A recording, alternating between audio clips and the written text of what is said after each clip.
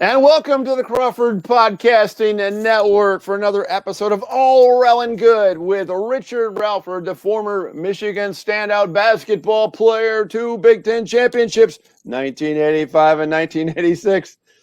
He went on and played a lot of professional ball as well, and he's a diehard Wolverine. He lives down in the Toledo area, not too far away from Ann Arbor. I'm Tom Crawford. We've been doing this for over a year now, and we're having a lot of fun. It's getting all Rell and Good every time. Rich, Merry Christmas to you. I trust it was good. I trust you got some good gifts that made you happy.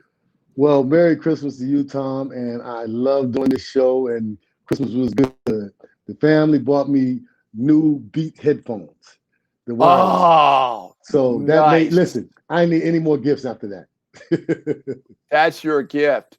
So I got I got a stand for my computer, I mean, they're the young people, my kids help me out, got me Christmas clothes. You remember in school, the first day after vacation, you did not want to wear your new clothes because everybody would abuse everybody. They go, Christmas clothes. You're walking down the hall, you just got abused. You had to work it into the lineup slowly. If you didn't work it in slowly, you got abused real bad because everybody teased you. Hey, man, you got your new Christmas clothes. That's nice. Christmas clothes, because it's like in 1970. I'm older than you, Rich. There's first those flare pants and those baggy pants, bags they call them, and everybody was wearing them the same day. It was nuts. It was crazy back then. Did I lose you? Those cargo pants, because I remember wearing some in 5th grade, Tom, and the kids told me you got on McDonald pants, and I cried, man. Look at here. I was like, these are not no McDonald pants. I didn't want to wear pants anyway. And so my mom said, listen, you're gonna wear those pants, and man, I got teased all day. I never wore them again. Well, hey, we both got a Christmas gift, Rich, yesterday afternoon, about 6 o'clock tip off in Lincoln, Nebraska. The Wolverines going on the road for the very first time. Now, granted, you don't have their home crowd to deal with, but it's still away from the friendly confines of Ann Arbor. And for the freshmen, this is a new experience, and it was Christmas away from home and everything, away from even their Ann Arbor home. And 80-69, the winners, the only undefeated team in the Big Ten overall record. They're 2-0 in conference play. What was your overall assessment, Rich, of that win? Well, I was really excited because I have a friend who was also a McDonald's All-American with me from Nebraska, Kerry Trotter, who went to Marquette. Okay. Oh, and yeah. So this game has some specialness to it for me. And believe it, after the game, Kerry called me. And before the game, Kerry called me. And so I was happy that it was our first Big Ten team with our new crew. And this was a big win for us. Oh, yeah. There's no question about it because, Michigan, they had their frustrating moments. I mean, they turned the ball over 3 times to start the second half. I'm thinking, good Lord, you can't. I mean, and some of the turnovers were just, the optics were bad. Hunter just threw it away. I mean, it's like it looked like your first week of practice. I mean, what was happening there? Also, being our second Big Ten game, but our first one on the road, I think that had a little bit to do with it because I noticed all the turnovers in the beginning as well. And I knew, though, that we would settle down and we would figure it out. And that's exactly what we did. Yeah, I'll tell you what, Hunter Dickinson was truly amazing in this game. 13 points and 15 boards. Rich, I know you've been a big fan of his. Isaiah Livers, I got, here we go again. Isaiah can't find the bottom of the basket. I mean, he was clanking him there early. All of a sudden, he hit saw the first one go down, and boom, 17 points on 3 3-pointers. And Shawnee Brown, he clamped down on one of their best players in the second half, and a player that was hot early on and showed some great defense. And then Mike Smith, I thought, was really good. He had, I think, 10 points, and Shawnee had 13. It was 5 kids for the Wolverines in double figures. Rich, it's a quality win. I don't care. What you say about Nebraska? You win in the Big Ten. Every one of these games is money. in my mind. I'm gonna tell you, when I was in Michigan, the one thing that we always harped on was winning Big Ten games on the road. Yeah, I don't care who you playing. If you right. can come out with some Big Ten teams, get Big Ten wins on the road, oh, you got a better chance of finishing real high, if not winning the Big Ten. Now with the conference, it'll be a little different, but you got to win on the road. So for me, it was a big win. Yeah, rebounding wise, 35-23 advantage on the glass for the Wolverines. I thought that was key. I thought Eli Brooks, sometimes he looks like where's his game, but he had four really good assists in this game that stood out in my mind, Rich. I thought that was a good contribution. The only thing that continues to be a head scratcher for me goes back to our friend Brandon Johns. He got 6 minutes in this game. I mean, he got goose egged all across the board. What's going on? Do you have any idea what's going on with Brandon?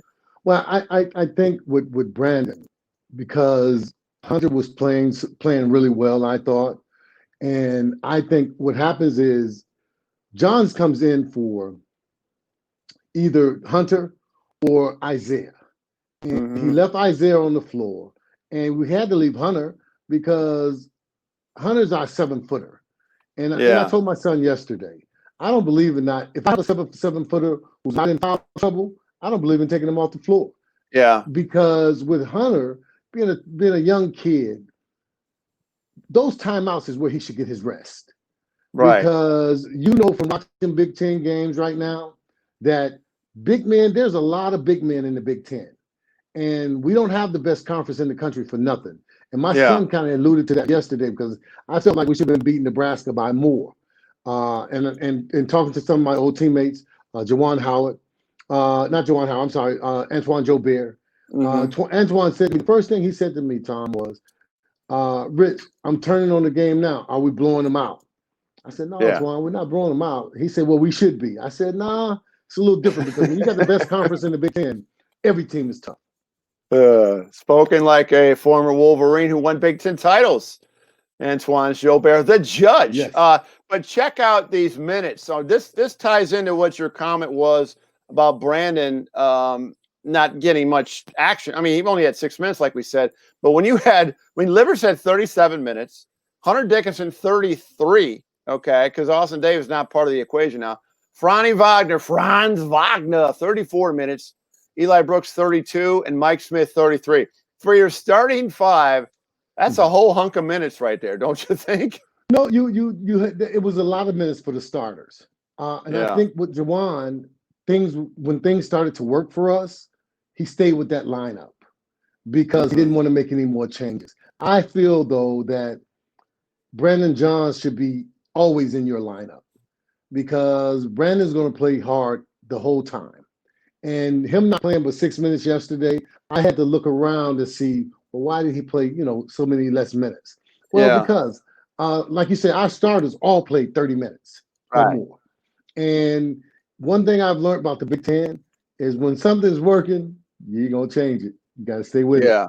Well, check this out. So this was an eight player rotation yesterday, and Michigan's going 10 deep, as we've talked about throughout the year. And two of those guys, Terrence Williams had 9 minutes, and then Brandon had 6. But Shawnee Brown, 16 minutes, 13 points. He was almost a point a minute, dude. And we, as I alluded to, he played some great defense too.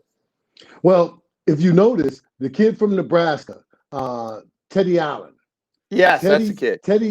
Teddy Allen was killing in the first half. He was. And then Shawnee got him in the second half. Yeah. Well, and actually, I think he asked Juwan at halftime. He took on that. He basically said, "Can I guard him?"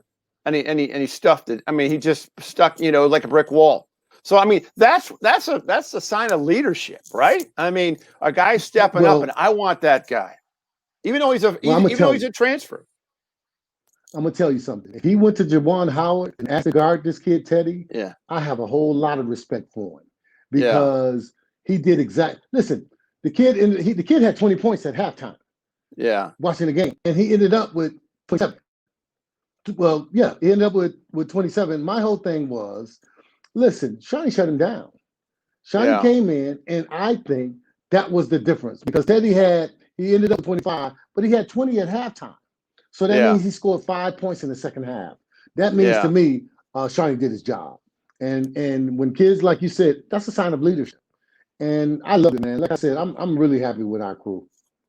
No, I am. I mean, I know you have to really guard your optimism because there's so many, Michigan's schedule is actually backloaded. I mean, where the tough games, I mean, they don't play Michigan State until the first time later in the year, and Michigan plays Penn State a second time already in the next few weeks. So it's kind of a quirky schedule. But I wanted to get your reaction, Richard Rellford, to a couple games that took place yesterday. One in particular, well, Minnesota beating Iowa in overtime, 102-95. I mean, Minnesota hits a three ball at the end to force the OT, where you're into this foul or defend mentality as a defense. Where are you at on foul or defend? I mean, Right. if are you one of those guys, Rich? Foul him, put him on the line so he can't beat you with a three. Where it's either, I mean, this is like Republicans and Democrats going at. You're either a foul guy or a defend guy. I mean, where are you at Right. with that? Well, with us, we defended. We didn't foul. Yeah. We had to defend because if you notice, the teams in the Big Ten, they're really good free throw shooters, a lot of them. Yeah. And so I don't want to put you on the line and not make you earn it. So me, Yeah. I guess I'm a defend guy. Listen, y'all got to beat us, and that's how we played when I was at Michigan. You got to beat us. We're not going to just foul you and foul away. Yeah. Well, and also keep in mind though, you were at the tail end of just the two-point shot. I mean, wasn't it 87 or 88 right after you left is when the three ball came into play, right? Isn't that how that played out? Right. It came in 87.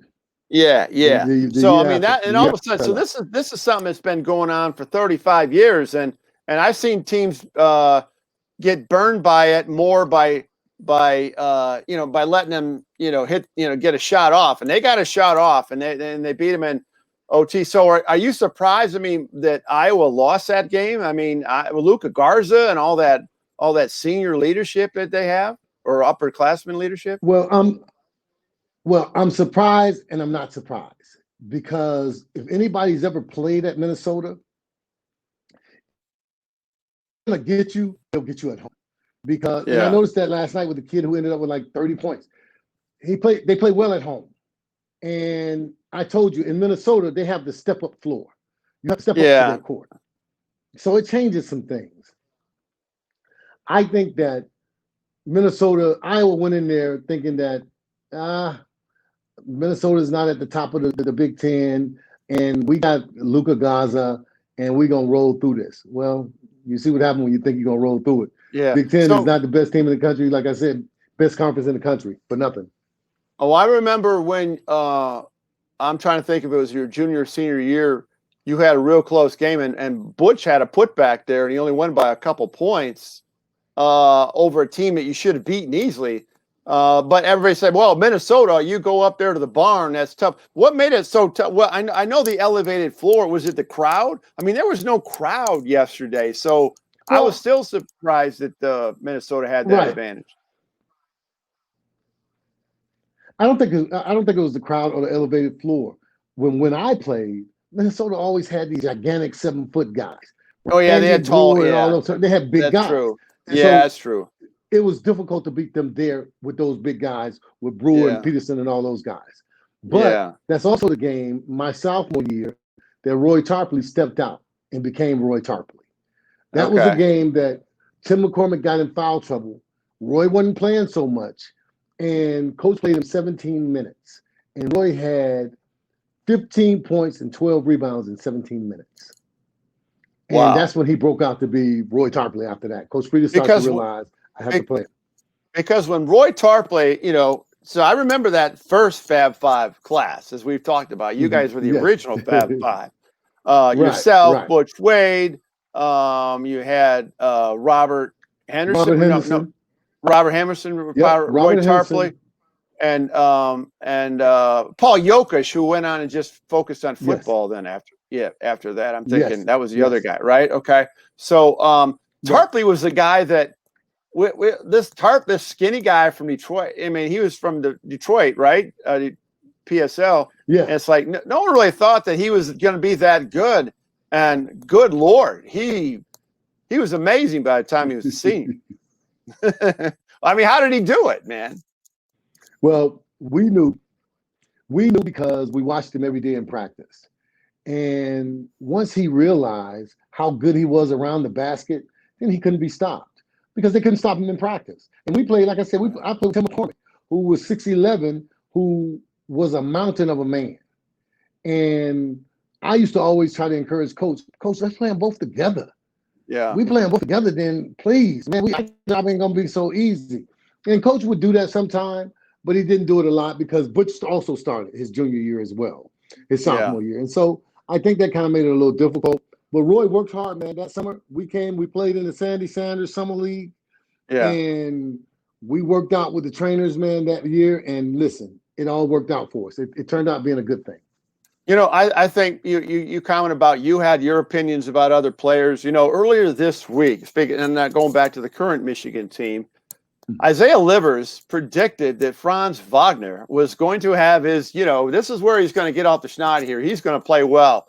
And boy, was Isaiah Livers profound on that, because Franz Wagner in his 34 minutes of action had 20 points, and he played an all-around good game, also had 9 boards. So that was pretty impressive. Sorry about that. Well, I've noticed with Franz, if he hit his first couple threes, then his game just starts to go a lot smoother.